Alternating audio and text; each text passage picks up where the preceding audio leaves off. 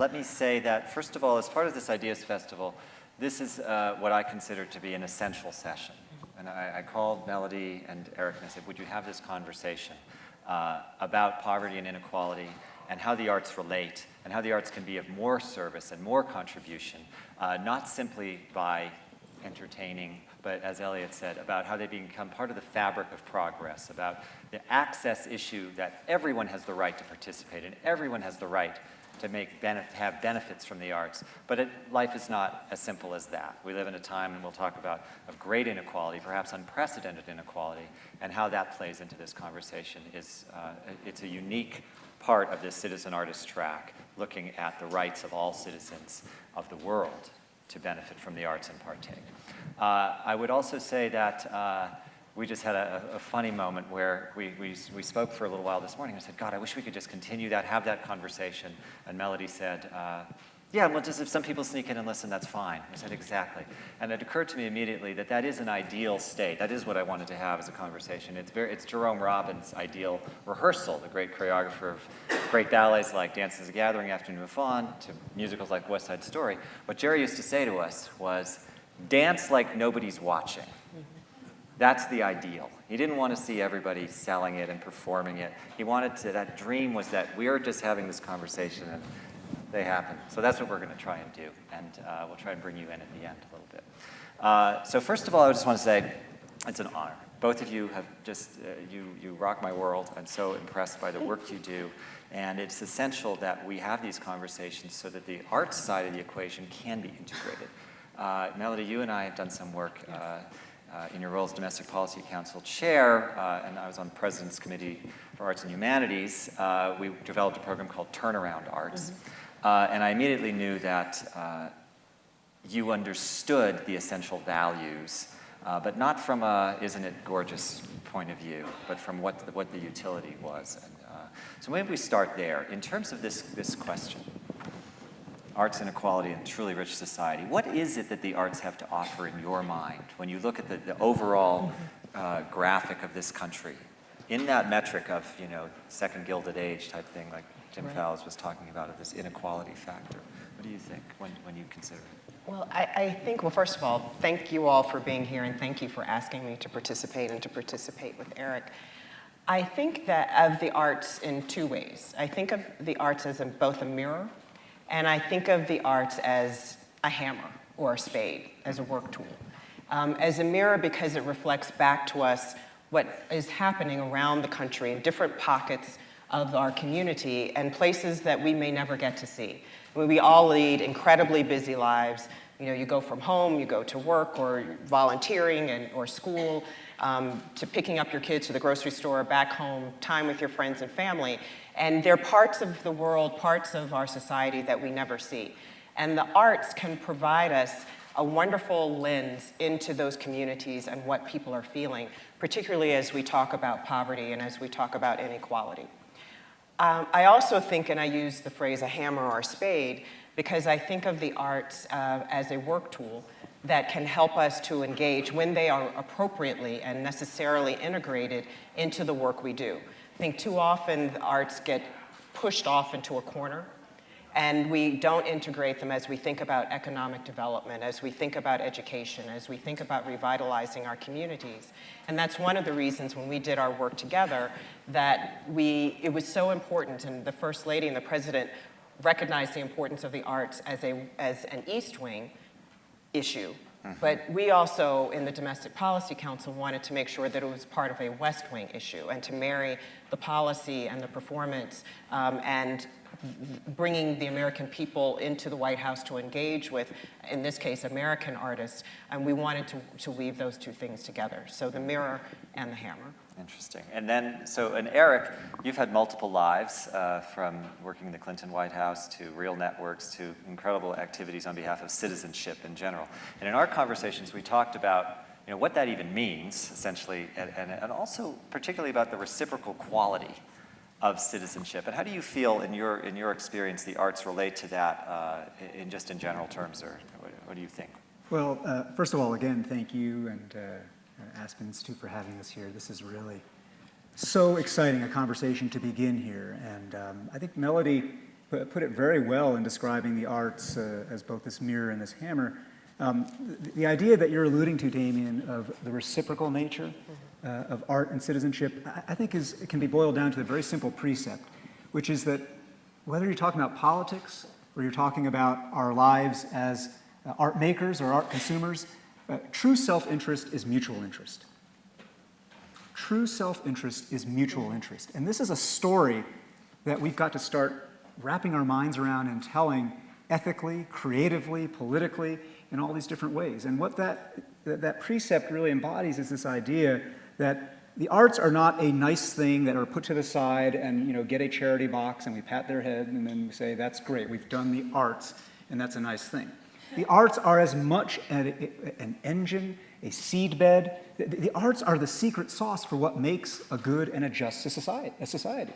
And when we understand that the cultivation of the arts is in fact the cultivation of our own lives as citizens of a democracy, that the cultivation of capacity to make art, capacity to receive art, is exactly what is going to make this democracy either thrive or not, then you begin to recognize that it's not like the arts are over here and citizenship and politics are over there. These things feed one another in this wonderful, wonderful virtuous cycle, right? And I think the name of this track, I think it's worth just sitting with for a moment. I mean, it's kind of brilliant, the idea that we are part of the citizen artist track. Because to me, I think about that in both directions, right? Which is, again, reciprocal.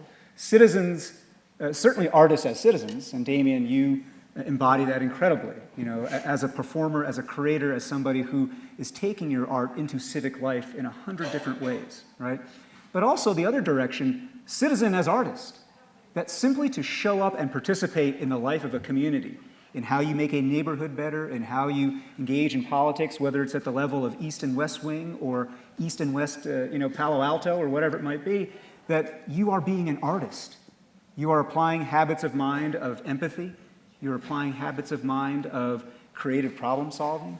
And that to be a citizen is, in many ways, if we're being awake and aware about it, to be an artist. And so I think the reciprocity of those two roles there is something that is super important for us to attend to as well.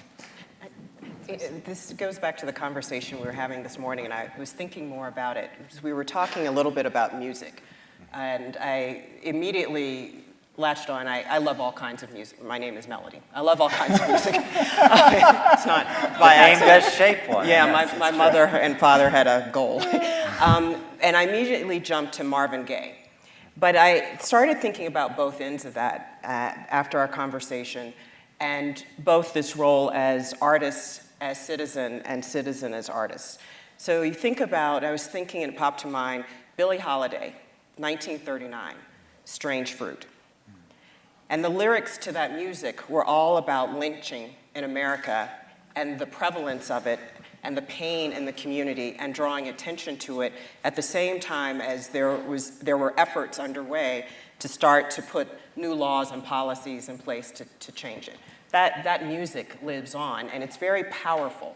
It really elicits something visceral in people as they heard it. You can fast forward to the 70s and Marvin Gaye and inner city blues, make you want to holler. And he was talking about financial crisis. He was talking about the war. He was talking about what was happening in communities in America all over the place. And you think about artists at that time who were so much a part of the policy conversation in the same way that you are today. And then you fast forward a little bit further, late 70s, early 80s, and you think about rap. And rap, and I remember when I was, we were talking this morning, 13, 14, it was just getting underway. And I remember my mother like, I hate that, what's going on? But rap at that time was pretty happy. My husband and I often talk about this. It was fun. And you listen to those lyrics and they were kind of bouncy and it was fun to dance to. And you fast forward and you go later and deeper into the 80s and you see rap become, or you hear it become nihilistic. And when there was such a sense of discouragement and there was such a sense of destruction about it. And that was reflecting something that was happening in the community. It was a mirror through which people could see what was happening and starting to happen in those communities. And it was happening on the ground. It's the citizen as artist. And that back and forth, if we paid attention to it, would have given us a very early hint of the kinds of problems with poverty, with crack, the destruction of family units, a whole a basket of issues that we needed to pay attention to on a policy level. So that back and forth, that mirror, that artist as citizen, citizen as artist, I think plays out just if you look at those 3 points on this time spectrum, and you can see it with dance, you can see it with painting, you can see it with all forms of the arts, with literature as well. You know, I could not agree more. And one of the things, just before I came over here, I heard music, and so I was drawn to it, and I went over to the music tent, and I think the Aspen Youth Orchestra was rehearsing with Brian Green their performance, I think later this evening, of Icarus at the Edge of Time. And watching them made me remember and realize something very powerful, which is just about everything I know about how to be in a democracy, I learned from playing in an orchestra when I was a kid, and through my college years. Everything I learned, not only about, you know, and a lot of people, this was, if those of you who were at the panel that Damien led yesterday with Yo-Yo Ma and a group of music directors from around the country, this was a central part of your conversation yesterday, which is getting past the old model of the orchestra where the conductor sits on Mount Olympus and everybody else is a minion, right? And I think if we are to understand an orchestra in democratic terms, we are all leading from whatever chair we sit in. Right? Our responsibility, we cannot absolve ourselves of responsibility to say, okay, the guy at the podium, he's got this, right? I'm just going to chill out and let him tell me what to do, right? That orchestras that are successful and effective are ones where everybody are empowered and people are tuning in and listening to each other even as they create, right? And I think to me, that is the essence of what it means to govern ourselves, is actually hear each other, not I'm going to sing over you and you're going to play louder than me, but how are we going to riff off each other, right? In just the way that Melody's talking about. It's It's jazz. It's jazz, but it's about developing what you refer to habits of mind, artistic habits of mind, which involve listening. As you said, listening to those lyrics in the mid to late 80s would have given us clues for policy. In the same way that, you know, when President Kennedy eulogized Robert Frost, he talked about, you know, it's not always what we want to hear. It's the role of the artist is to get to say it, and then it's our role to be receptive. But likewise, I often think that we just did a discussion about participation in the arts and innovation, and some of the programming that goes on in design work. Karen Sethi's program, Design for Change, is all about listening. And in her case, it's about listening to up to 25 million children who tell us what the problem really is, as opposed to us prescribing this is what the problem is. And I think in the same way, the arts and artists and citizens in their communities have this resource that is often kept from them in some ways by financial burdens, perhaps, but also it's about opening up the possibility and listening on the arts side. I mean, part of my goal in this was for you to tell me, what can we do better? What can the arts side do to make these communities truly rich, as you said? And a phrase that came up in one of our discussions was the urgent crowding out the important.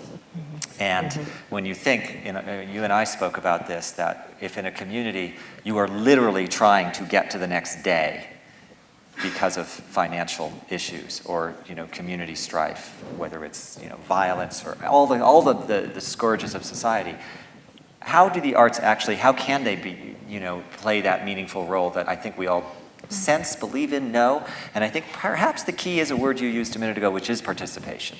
Whether it's participating in an orchestra and understanding, you're learning your civics lessons by doing, not by being told. But I'm wondering, you know, in some of the things that you've done policy-wise, Melody, whether, you know, you look at our world, the arts world, and I know that you've had a background in theater yourself, discussed. My husband, he's back there going, oh God, please don't help her live this myth. But what is it that, you know, you think is most useful in this participatory way, or some examples of ways that you'd like to see things develop to create these communities that we talk about? Sure. Well, we've seen it. I mean, the work that we did together, a lot of it focused on education. And we focused on a program called Turnaround Arts.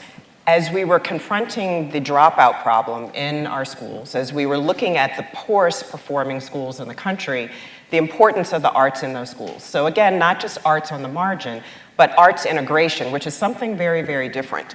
And the importance of I'll back up 1 second. We sense it and feel it, but there's data to support it. So one of the important things I think that we have to do is put the data out front, put the science out front. So for low-income kids in these lowest performing schools, we know that those that are involved in the arts are 4 times as likely to perform more highly academically, to have higher attendance levels. We also know in studies that, and there are 2 of them that are very, very important, when you look forward to those same kids in their 20s, that they're more likely to have completed college. They are more likely to hold down a job and to maintain a career. They're more likely to volunteer in their communities, that they're more likely to vote and to be active civically. So the data is there to support the fact that arts in low-income communities is something that's very important. And one of the things that our work focused on is the fact that arts can make things sticky, can make education sticky. So for that child that, I struggle at school, it's not necessarily something that's talked about at home, but I go to school and I love being in the band, or I love to I'm in the drama club. That's the thing that continues to draw kids to school and keep them there, and also make the rest of their experience more enjoyable and for the rest of it to stick. And then you get the kind of benefits that I was just talking about. So that's one example. I think, when that word sticky, has a lot of new meanings in this society. We think about web pages and stickiness, how long do people stay? And we think about learning, will you remember it? Yo-Yo talks a lot about, without a passion that the arts can bring, it's not as memorable, and it creates memorability to weave the arts into anything you're talking about, And we know it in the most simplistic ways, like the ABC song. Literally, it is a song, as we know. But it's also about, to my mind, some things that Paul Tough has written about stick-with-itness, essentially. You learn to stick with something. And we've certainly explored that a little bit on our side, in the arts education field, about learning how to perform. It has many connotations. There's performance in terms of, wow, that is a very gifted performer. There's also the ability actually to stand up and say something. And so I was thinking about voice. Maybe, Eric, you want to talk about the idea of a voice, having a voice in your own life, a voice in society, and the difference in my mind that the arts can bring to that conversation is across the community. It's education, but it's also, as adults, the ability to express yourself. I think this is so crucial, Damien, and to return us to the kind of the undercurrent of this conversation, which was, I think the name of this was the arts in the truly rich society, right? And you began with this framing that we are living through this moment in America. George Packer is calling it the unwinding, where we are in this most severe inequality since the era of the Great Depression. And so the question of arts as a vehicle for voice, for developing voice, for exercising voice, the more unequal society becomes, the more unequal access to art becomes, the more unequal this basic core civic capacity to cultivate voice becomes, right? So again, this is, when you think about whether it's literally theater when you are standing on stage and delivering and performing, or any other form of art making, the ability to first, actually, I think the making of voice begins, as you said, with listening and with empathy. The ability, number one, to empathize with another, and then it's number two, to convert that empathy and what it is that you receive before you transmit, and to convert that then into something that is uniquely your own voice.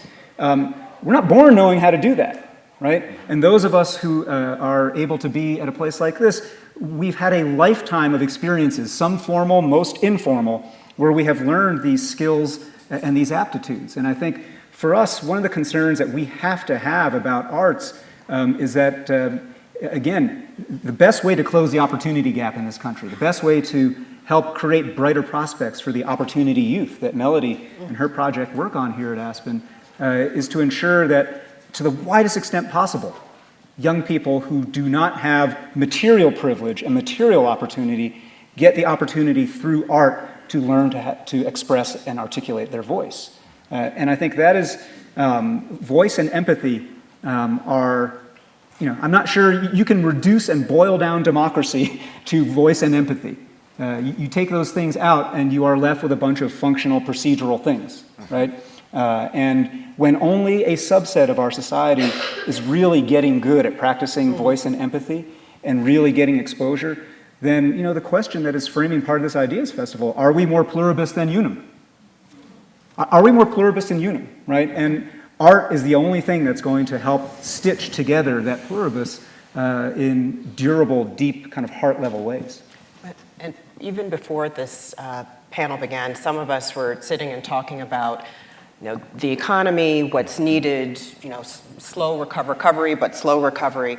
And some of those skills that we talk to employers about, the things that they need that they aren't seeing as our kids are coming out of high school, as they are going through college, coming out of college.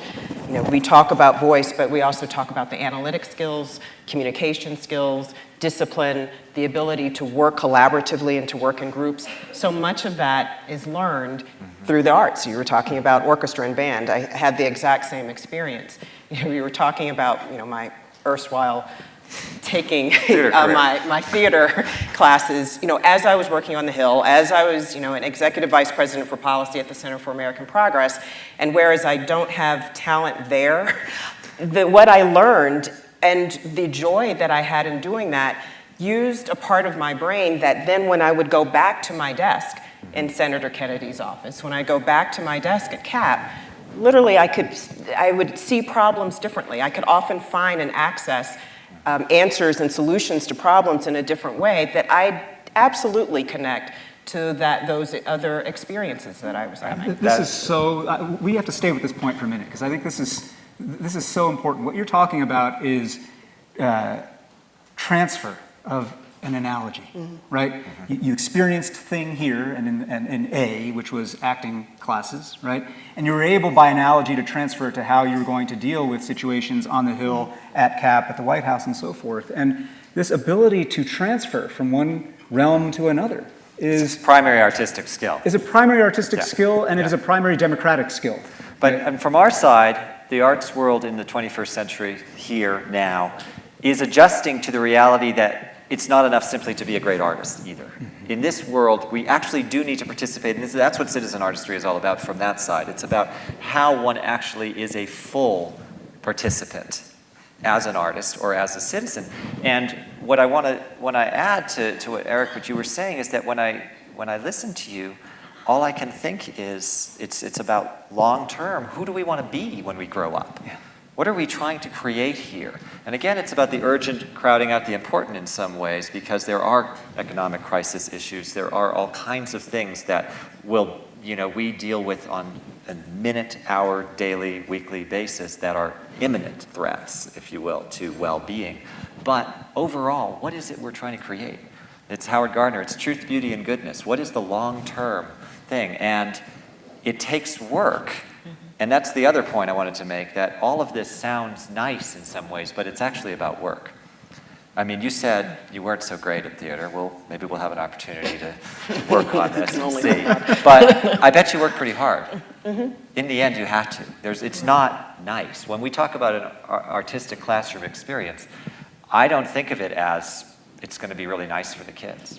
I think of it as, how are they going to be engaged? How is it going to happen that when I walk into a classroom where, and we all know what this means, when you see a child's eyes that are not available for learning, they simply have not had, that the receptors aren't there, that how do we activate somebody? It's work, actually.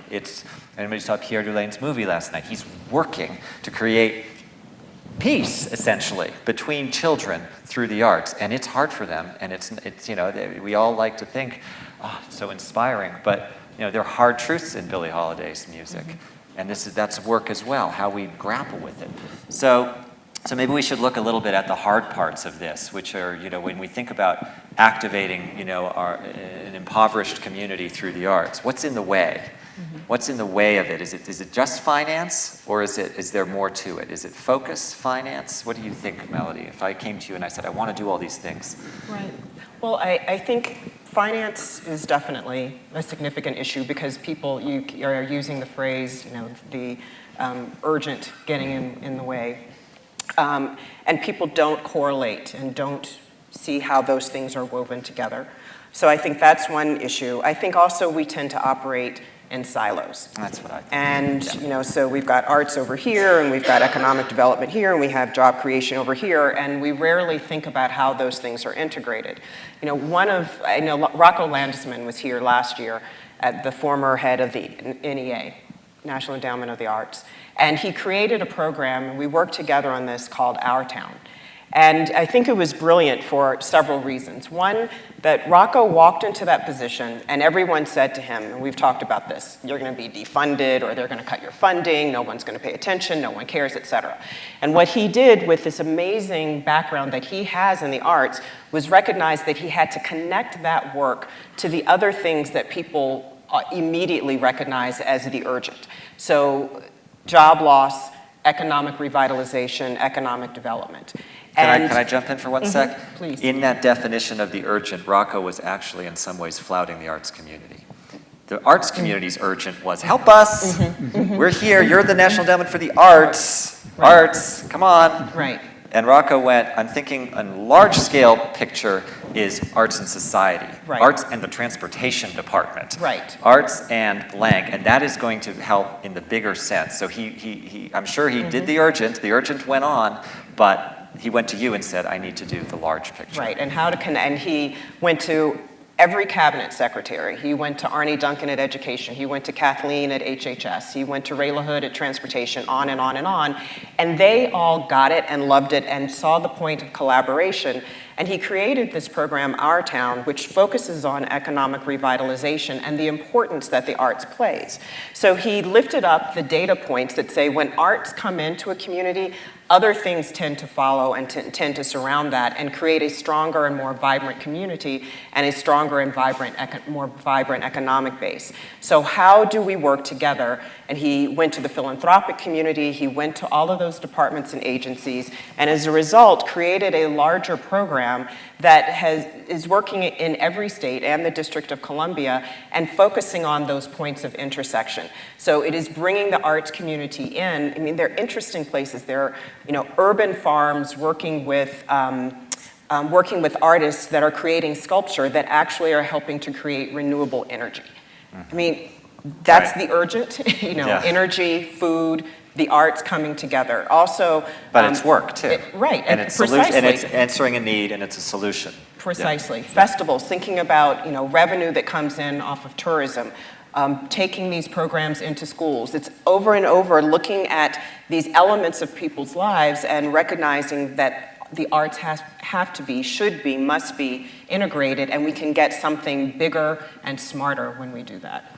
You know, I think one of the things that I would say on this question of, well, actually, our town is a great metaphor, right?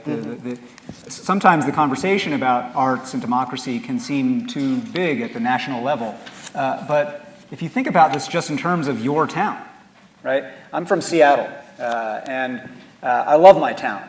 And one of the reasons why I think my town is going to keep on winning in America is because we have a strong commitment to not just supporting the arts, but integrating the arts into every aspect of private and public life, integrating it into global health, integrating it into new approaches to philanthropy, integrating it into what Amazon and Starbucks and Boeing are all doing as they try to innovate and crack open their sense of imagination and possibility, right? So if you want your town to win, wherever it is, it can be Tulsa, it can be Tampa, it can be Cleveland, whatever. If you want your town to win, then thinking about how you make arts a vital part of that ecosystem. I'm fond of a metaphor, as Damien knows, the gardens of democracy. Right? We all tend these gardens, but the arts are just a crucial part of that garden. And one of the things that, you know, we haven't talked about so much here.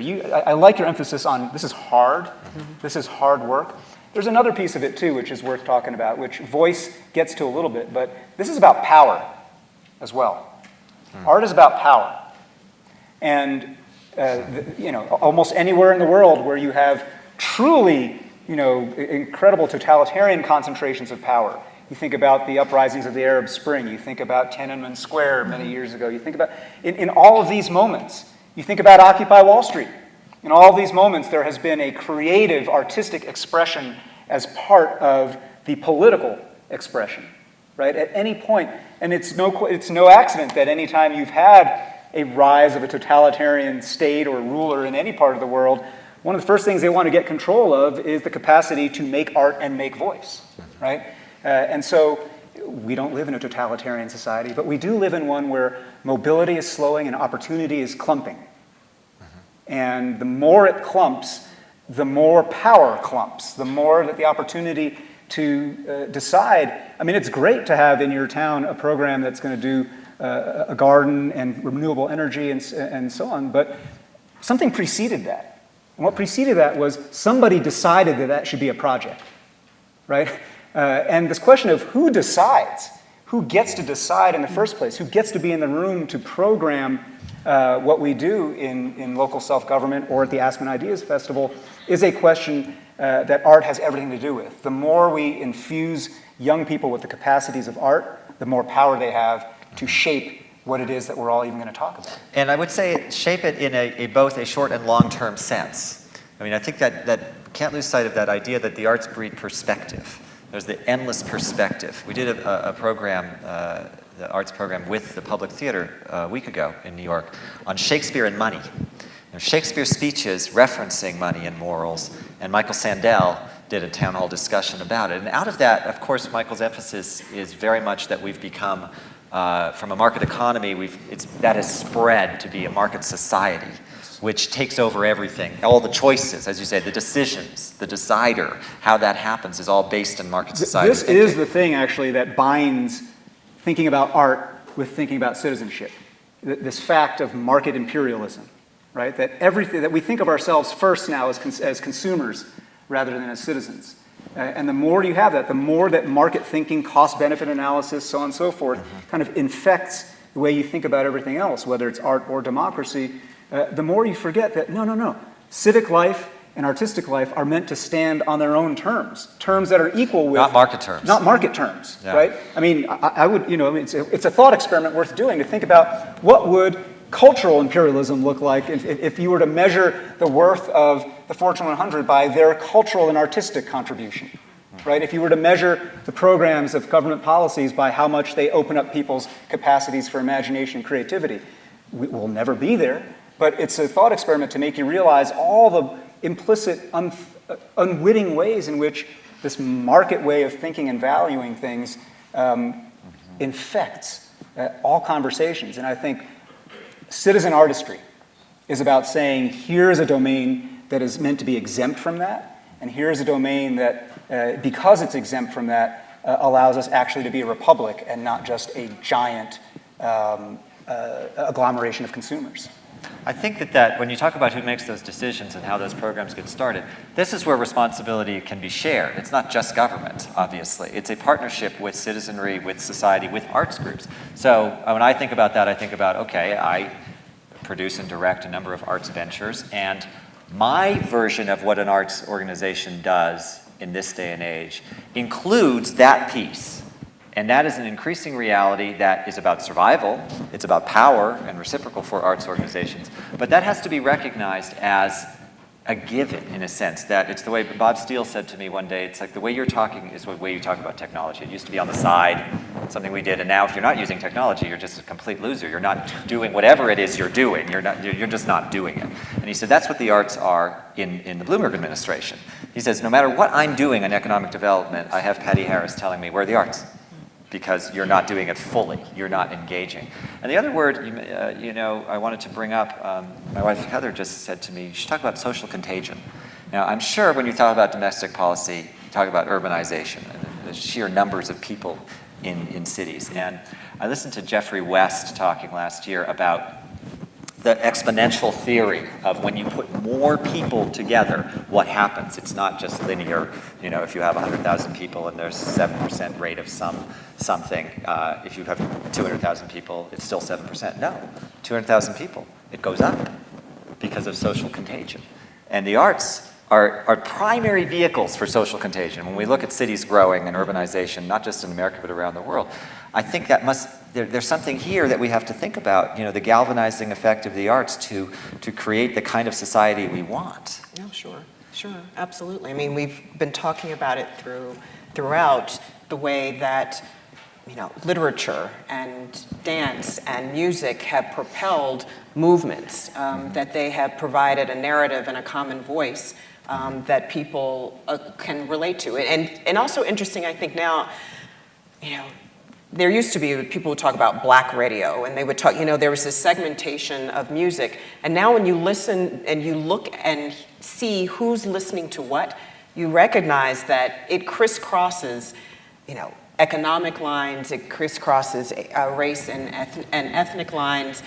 So it really gives voice to something larger than who we are as individuals and can propel ideas and movements in a way that very few things can. I think that's exactly right, but I think it also goes from a community voice to you could say it just grows out to a national voice of who we are, and it's telling our story, and globally. And the other thing here, of course, is legacy. This is we're still doing Shakespeare speeches. It's 400 years later, and that's that tells us what life was like then. And these are, the songs and the theater and the dance and the literature that we are remembered for. This really is it. It's not going to be about something else. It's going to be about who we are as a people. What type of a people were we? What type of people were they? Well, they were very worried about consumerism, about what they were going to have. Now, and I think we all live in the same world, so I'm not looking for utopia here, but I think contextual perspective is what the arts give. One of the things that came out in the other panel that you moderated yesterday, Damien, was, and I can't remember who it was, I think it might have been the music director here at Aspen, who was talking about one of the beautiful, powerful things about music is that it is a regular opportunity to commune with the dead, right? A regular opportunity to take inert legacy texts that were created by people long before us and revivify them, right? And just reinfuse them with life and meaning in the context of our own times in our own life right now. And, your text can be, Mahler 4, or your text can be the Gettysburg Address, right? But these are both great texts that if they just sit there, they're just sitting there. And part of what we have to do is cultivate in each generation both, again, the skills and the desire to want to breathe new life into those kinds of texts. And that idea of legacy is something that it's what it's all about. Well, Melody, you referenced the needs of for jobs today, and what those skill sets are. And when I listen to that, what Eric just said, those are artistic habits of mine are readdressing, essentially. When you think about design, it's readdressing. Is it this? Okay, we're going to redesign. And it's all about betterment.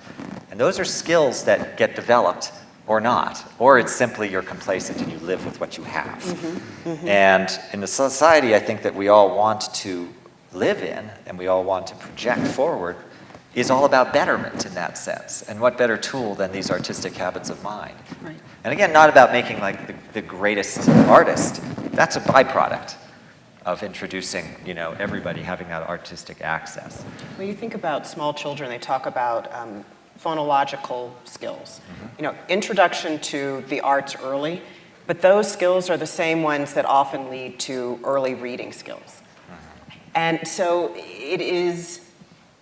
the arts can play such an important part in human development, childhood development, and ultimately the development of those skills that we've talked about that are so critical to be able to exist and to have a robust and vibrant life as a citizen in this country. Participating, a participatory society. It's also participating from an angle that you might not otherwise come at things, right? So every year we do this gathering around citizenship called Citizen University, and we bring all these folks who are practitioners, leaders, thinkers, activists to come and talk in kind of Aspen style about different dimensions of what it means to be an effective, engaged, strong citizen.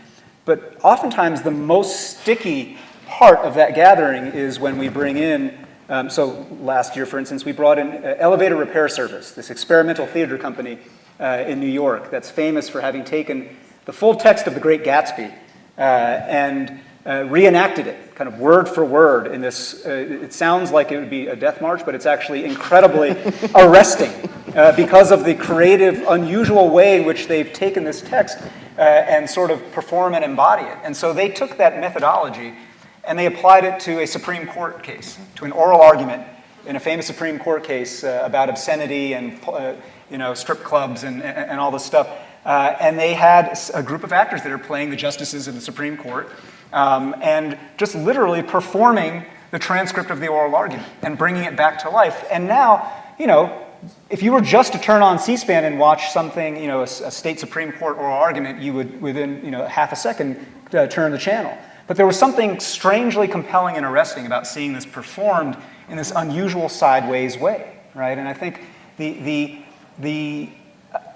I want to keep returning to this theme of the concentration of opportunity. Only a few people in America get to have the opportunity to see things that sideways, that creative, that mind-opening, that heart-opening, right? And our job is to democratize that at every turn. That's right. Our job is to democratize the opportunity to see things coming from these unusual angles of entry so that we equip the full breadth of our next generation with the ability to create their own great works.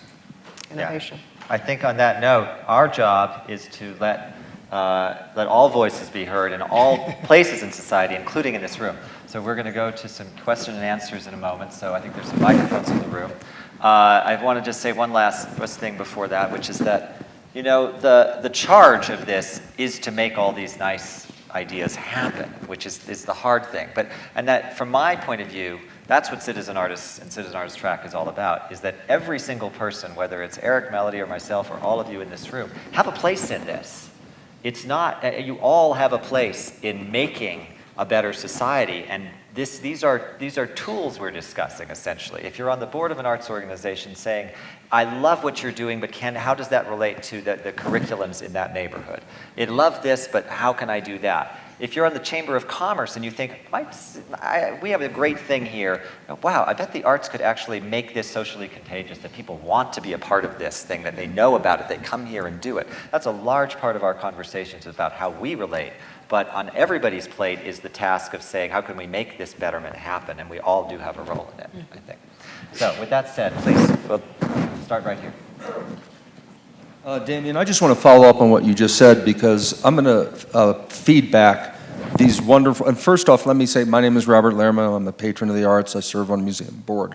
I believe in everything you're saying. But let me just say to you, art helps human development, education, opens up creativity, improves school performance and attendance. Art's about power and connecting civic life to artistic life. The partnership should be a broader group beyond government as a vehicle for voice. But the artistic voice, we know, tends to be a singular voice. And what I'd like to hear you approach is, how does that singular aspect of creativity get linked to a pluralistic society in a way that is in fact effective? That's the question you just asked, because nobody here has made that clear to me. I have drunk the Kool-Aid. I don't understand how the transmission gets the engine working from this gas tank of creativity. Okay, so I think we all should take a swipe at that, take a whack at it. Senator Kennedy once said, take a whack at that one. First of all, I reject the premise that it's a singular, the singular versus plural, because I think of the arts as actually having many voices. I mean, there's a singular voice in some ways of a sole artist writing his novel, perhaps. But if that is related to larger things already, it's more than that. The way Balanchine, founder of New York City Ballet choreographer, was challenged about story ballets. He said, you got a man and a woman on the stage, how much story do you need? It was already there. It's built in to the work. Now, there are ways to capitalize on it and to relate things out. And I think that's what you're getting at. We all believe it can happen, but how does this happen in larger sense? I think it's by giving people a voice in it. In some ways, it's about making the touchstone in the community. Let's say we talked about the Dream Project yesterday, what the Memphis Symphony is doing about relating the I Have a Dream speech to music. Out of that comes curriculum. Out of that comes commissions. Out of that comes many voices in one artistic goal, perhaps, but there's always more to add on to it. It is not simply a singular thing. I would also say that from a creative point of view in the education field, a large part of what I've been working on, and so many others before me and before, this is time immemorial in a sense, but I'll say right now, particularly, for instance, tomorrow we have a little demonstration of this in the Benedict Music Tent at 2:40. We've developed things where the kids themselves get to create their own words and set to music and perform and have that moment which transforms them from passive learners to active learners. And that's a primary artistic thing which it's part of the artistic experience, whether any type of artist deals with this. If you put us in a situation where there's a show to go on, we ask when does it start, and we figure out what to do with it. This is another artistic task, and it is one that is plural. So I am a huge proponent of cross-sector collaboration. And in fact, little trailer, we'll be making an announcement about that at 5 o'clock today in the pavilion, some work that we're doing with regard to Opportunity Youth. But I say that not just in a kumbaya, let's link arms, I like you, you like me, let's collaborate. I mean, there's a very specific way to go about collaboration in communities, a phrase that's being used quite often now called collective impact. An aspect of collective impact is that there has to be a big goal that different sectors and programs in those sectors all ascribe to and agree to. And often that can play out in communities through economic development plans as a single example. That requires the business sector, the education sector, local government, the arts and culture sector, others working together to think, how are we going to revitalize and increase opportunity in this sector? I think our town, which is an example I use, speaks to some of that work, but I think specifically to the question that you ask, the arts and culture community has a very specific role to play, and economic development I'm using because it's something that I think it's front of mind for most of us in the country right now, in thinking about how we pursue those economic goals for communities. I think it's critical for nonprofit arts organizations. I think, when you look at the symphony, when you think about the museums, you think about other arts organizations and entities, that they be a part of that kind of cross-sector collaboration for effective collective impact. And I think that's a very specific way that the sector of arts and culture can be involved more broadly with other sectors as they're focused on a specific goal. You move to education, which is something that we briefly touched on. You can easily see the President's Committee on Arts and Humanities report around turnaround arts and arts integration that speaks to some very specific ways that we need to think about training, development, data, working with our school systems, very specific ways that, again, artists, teaching artists, and those who support the arts in their communities can be actively involved in how we think about those low-performing schools, the dropout crisis, and how to turn those schools around. So, you can debate, the singularity or the plurality of it. But the collaborativeness cuts into it no matter what. Exactly. If you say, yes, even if you say, okay, that is a singular thing, oh my goodness, make it the airport and the spokes out of collaboration, and you've made the plural impact that we're looking at, the collective impact. Precisely. I think one of the things that I agree with both of you, and the premise, if I heard the premise right about singularity, I think there's something worth kind of honing in on here for a minute. It's very associated with the reactions that many people have in general to creativity and imagination, which is that kind of the conventional popular wisdom is that this is a solo genius kind of thing, and that some of us are touched with the magic fairy dust, and most of us are not, right? And so therefore, I'm not one of those creative types, I'm not one of those imaginative types, that's this guy over here, that's Melody or Damien over there, right? And I think the notion that art making is itself a singular act of genius is a close cousin to that same preconception, and for the same reason, a little bit dangerous for us in thinking about what we try to do in community together, right? Any innovation, I don't care whether you're talking about even the writing of a novel. I am an author. The writing of a book, a nonfiction book, let alone something that is truly and very obviously a collaborative production, a ballet, a musical, whatever. In all of these realms, we have to remember two things. Number one, that everybody involved is a creative contributor. Every single one of us has a capacity for imagination and creativity that often is lying dormant, right? And part of our job as citizen artists and as artists who are civically engaged is to think about how to make active that latent capacity. But the second thing I would say is this, this goes right back to where, Damien, you were beginning this conversation. One of the things that is most, if market imperialism is a big dangerous thing in the United States, so is an overblown myth of rugged individualism, right? Where lone man out in the range is going to get it done, right? And, here we are in the West, and I assure you, not a single part, not a single ranch in Colorado was carved out, fenced in, managed and maintained by a lone, rugged individual cowboy riding in on his horse. No barn in the state of Colorado was ever raised by a lone cowboy doing it on his own. There's a larger mythology here of what we are as Americans that we have to challenge, and to the arts, by being something that is about story and is inherently collaborative, helps us challenge, right? And it's to recognize that we do these things together, and we're all better off when we're all better off, right? That storyline is something that the arts embody, whether you're a patron, whether you are a maker of art, or whether you are enjoying the art. And I think that's something we really got to hold on to. And I would just go further and weave these three things together. The answer to the question is that, and the obligation and the premise of this panel is about creating those opportunities where they are challenged in this society, in places burdened by poverty, where it doesn't happen on its own. I do believe that art happens on its own. It bubbles up. I'm not the kind of person who thinks you need a beautiful studio to create a ballet. You don't. If you want to choreograph a dance and you have it in you, you're going to do it. It's going to happen somewhere, somehow.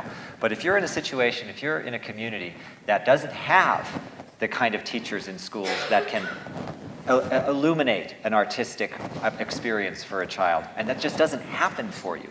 Or if you're in the type of community that there is no collective sense that we can all participate and be a part of the orchestra in some way, that we have a voice, and that becomes non-participatory, that is what we're talking about. But how do we actually seed these things? And when Melody references those President's Committee recommendations on education, those are all in there in some ways. But we have to weave them out. One more question, and then we should probably go on. Lady right down here. Microphone's coming to you. So I agree with everything that you've said.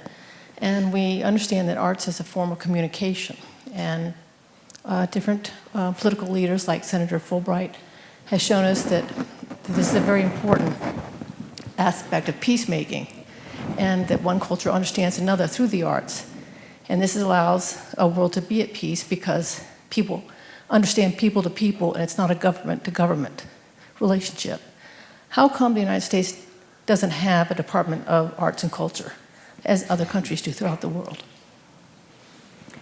Yeah, I mean, I think where we see it is at the NEA, the NEH. We see it as it integrates itself between the East and the West wings of the White House, and then we see it as we are working to integrate it into departments and agencies. But I would also say that if you look historically, you think back over the last 20 or so years, and you think about some of the battles that we've had on the policy level and that we continue to have around arts and culture, that the idea of introducing a Department of Arts and Culture and what that would mean, everybody has their different view of what that means, and I'm just speaking very pragmatically, to stand it up, to fund it, and to allow it to move forward, I think would be a tremendous struggle, and that's probably an understatement if you just look at the battles with NEA and NEH over the years. But those are places now that we use to try and to support financially different kinds of arts, arts in the community, to lift up the arts in the country, and that's the role across administrations, Republican and Democrat, that the White House has often played to lift up the best forms of art and culture in America. But it's hard for me to imagine what it would look like in Congress right now to support that kind of effort. I think it would be kind of muzzled before it ever got out. I mean, I think one can look at it also from the point of view of, when we talk about how the arts can be of positive benefit across a range of issues, we have, from the State Department angle to Department of Education, the arts, I'm a believer in the arts actually being everywhere. that it's all of the benefit. And there are ways to coordinate it better, and there are ways to make it more available. And I think that's what we're trying to look at here in some ways, about how to make those coordinative elements available and understandable, and everybody knows that these things are available through citizen artists, through artists as citizens. Okay, one last question. Can I just speak to that question please, real quickly? You know, the one thing that slightly concerns me about our conversation is that we're all in agreement. And I think it's actually important for us to think about, one of the purposes of art is to teach us how to disagree well, right? And how to recognize that there are irreconcilable disagreements in life, whether democratic life or personal life. And I actually think this idea of, you know, what would it look like to create a United States Department of Art and Culture, something like that, is worth putting on the table, if for no other reason than to get us to argue about it.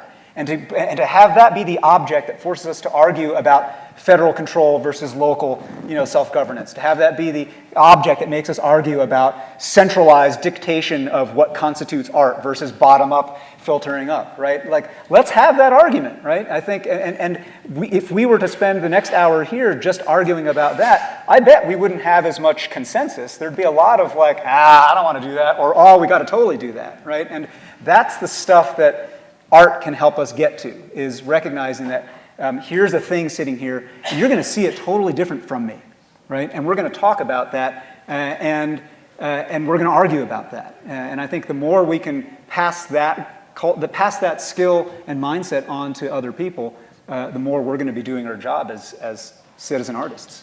I like that. That's a good place to stop. So, thank you so much. Thank you, Melody. Thank you, Eric. Great, thank you guys. Thank you.